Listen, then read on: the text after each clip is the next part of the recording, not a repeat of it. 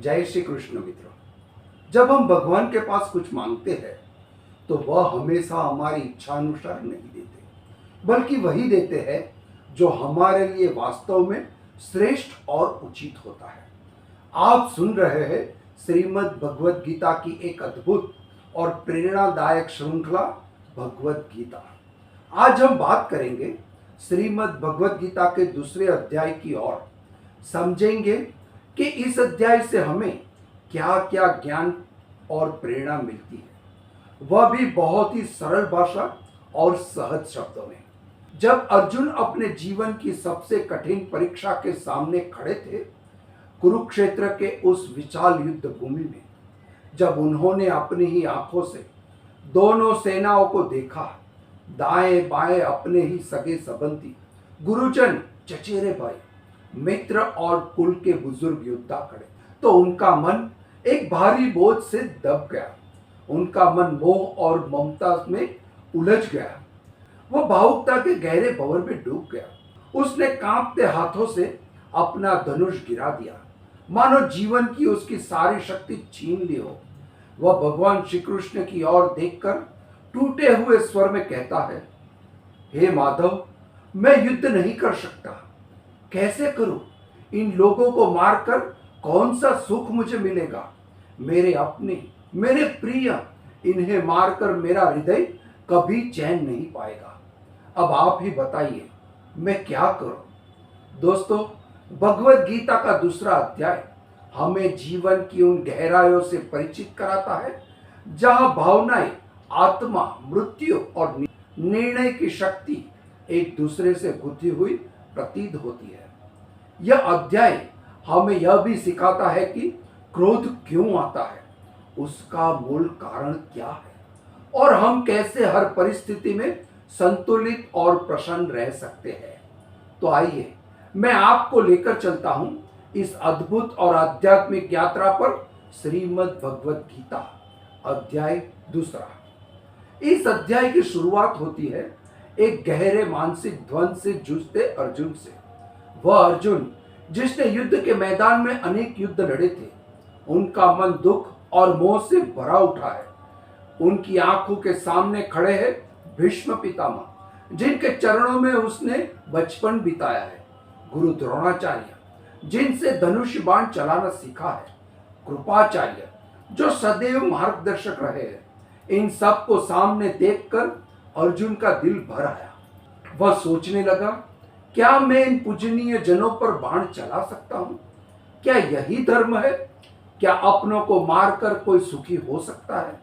उसका मन विचलित हो गया। वह युद्ध भूमि में खड़ा होकर कांपता हुआ धनुष छोड़ देता है। कहता है, हे माधव, मैं युद्ध नहीं कर सकता।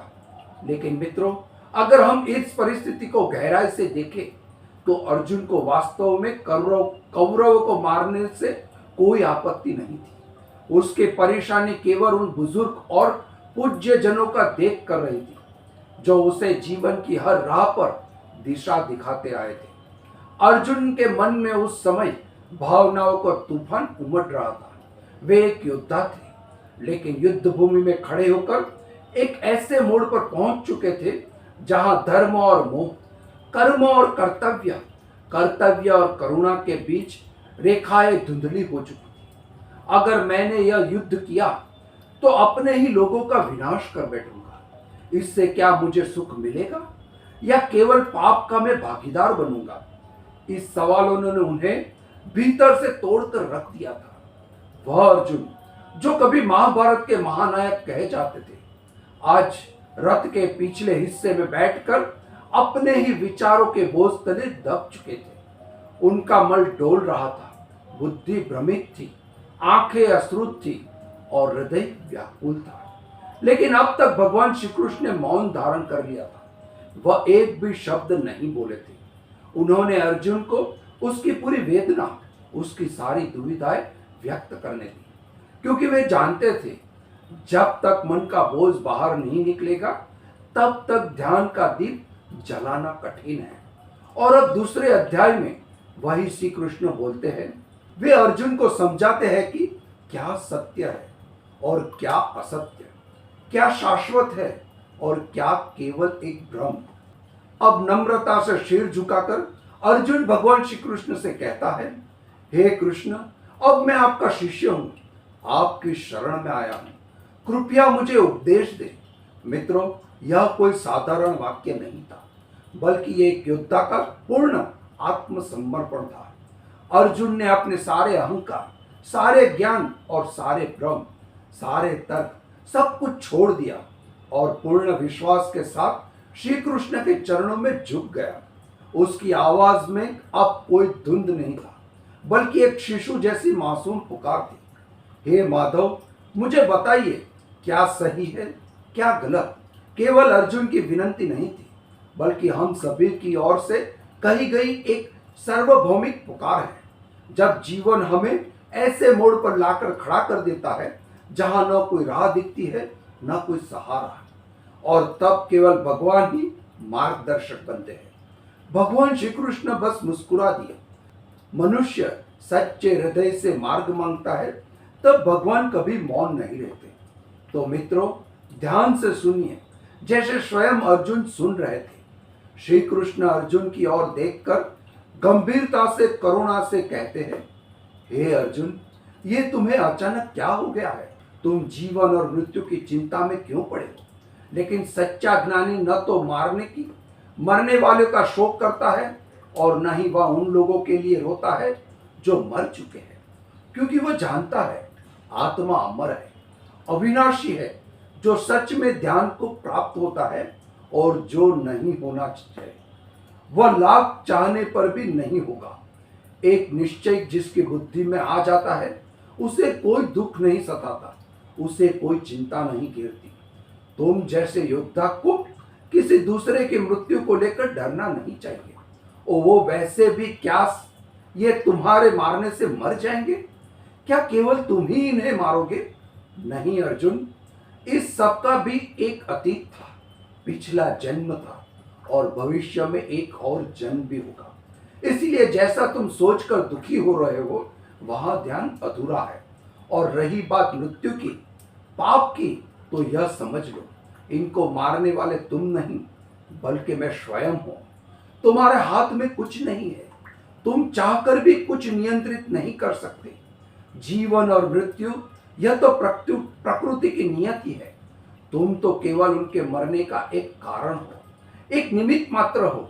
और यह सभी लोग मरने के बाद मेरे पास ही आएंगे, क्योंकि यह शरीर नहीं, आत्मा है। आत्मा को कभी नश्वर नहीं किया जा सकता।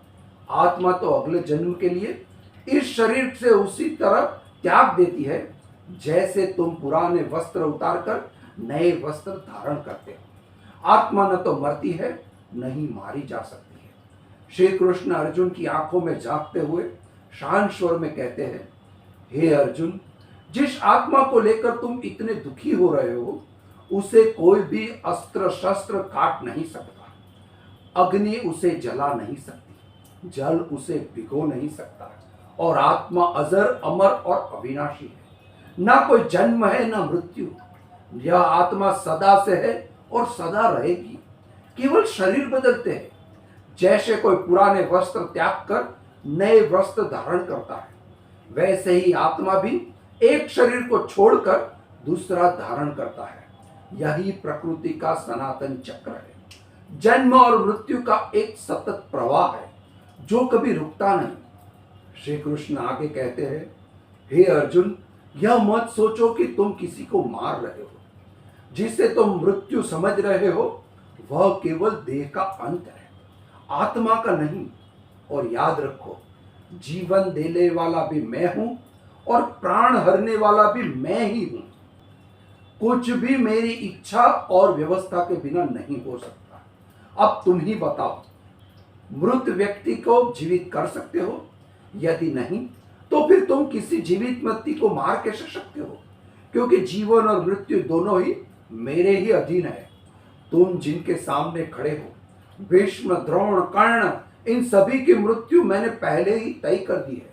उनकी जीवन लीला का अंत मैं लिख चुका हूं, और इस कारण को पूरा करने का माध्यम मैंने तुम्हें चुना है। तुम केवल निमित्त हो, वास्तविक कर्ता तो मैं ही हूं। वे बोले, हे अर्जुन, जब यह सृष्टि अपनी गति से अपनी नियमों से चल रही है, जब जीवन और मृत्यु, जन्म और परिवर्तन प्रकृति के चक्र का हिस्सा है, तो तुम क्यों स्वयं को इन सब का जिम्मेदार मानते हो? तुम केवल निमित्त हो, इस ईश्वरीय योजना का एक माध्यम मात्र। हे पार्थ, तुम एक क्षत्रिय हो। तुम्हारा धर्म, तुम्हारा कर्म ही धर्म युद्ध करना है। यह युद्ध केवल एक संघर्ष नहीं, यह धर्म की रक्षा का अवसर है। और वह क्षत्रिय जो जीवन में ऐसा अवसर पाता है, वह केवल सौभाग्यशाली नहीं बल्कि धन्य होता है। यह तुम्हारा कर्तव्य है। और यदि तुम इस युद्ध से पीछे हटते हो, तो इसका अर्थ केवल इतना नहीं होगा कि तुमने युद्ध नहीं किया। इसका अर्थ होगा कि तुमने अपने जीवन का उद्देश्य त्याग दिया। हे अर्जुन, जब तुम्हारे नाम के साथ कलंक जुड़ जाएगा, और जान लो, एक योद्धा के लिए कलंक मृत्यु से भी अधिक कष्टदायक होता है। लोग तुम्हारे पराक्रम को नहीं, तुम्हारे पीठ दिखाने को याद करेंगे। वे कहेंगे कि अर्जुन, युद्ध ये सत्य और असत्य की टक्कर है। तुम जिन्हें अपना कहकर मोह कर रहे हो, यदि वे अधर्म के पक्ष में है, तो तुम्हारा धर्म यही कहता है कि तुम उन्हें भी युद्ध भूमि में चुनौती दो, क्योंकि जो अधर्म के साथ खड़ा हो, उसके विरुद्ध खड़ा होना ही सबसे क्षत्रिय धर्म है। इसलिए हे अर्जुन, इस मोह को त्याग दो, इस व्यर्थ और भावनात्मक बोझ को शरीर से उतार दो, क्योंकि तुम्हें धर्म के मार्ग पर चलकर मोक्ष और मुक्ति की ओर ले जा सकता है। यदि तुम पीछे हटे, केवल यह युद्ध नहीं हारेगा, तुम स्वयं को हार जाओगे। और तब यह संसार तुम्हारी वीर्य गाथा नहीं, तुम्हारी कायरता की चर्चा करेगा। श्री कृष्ण की वाणी में अब करुणा नहीं, जागृति की ज्वाला थी। वह मित्र को नहीं, अब एक वीर योद्धा को पुकार रहे थे। उस अर्जुन को जब भ्रम और मोह में घिरकर अपनी ही पहचान भूल चुका था। हे अर्जुन, अगर आज तुम इस युद्ध भूमि से पीछे हटते हो, तो याद रखना, सारा संसार तुम्हें कायर, नपुंसक और डरपोक कहेगा।